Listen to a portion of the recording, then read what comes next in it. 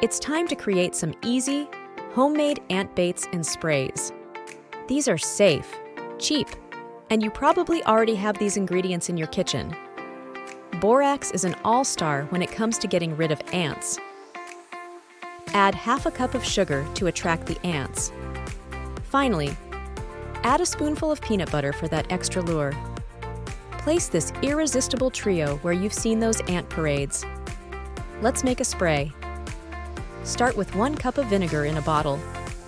Add 1 cup of water to dilute the vinegar. A few drops of peppermint essential oil give it a fresh scent. Spray this mix at entry points. It's refreshing for us, repelling for ants. Don't throw out your coffee grounds. They're a natural ant deterrent. Sprinkle diatomaceous earth around your foundation for a strong barrier. And don't forget the garden.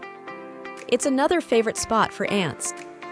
If you found our ideas helpful, please like this video, comment with your thoughts about getting rid of ants, and share it with your friends who might like it too. Remember to subscribe to our channel for more super home care tips.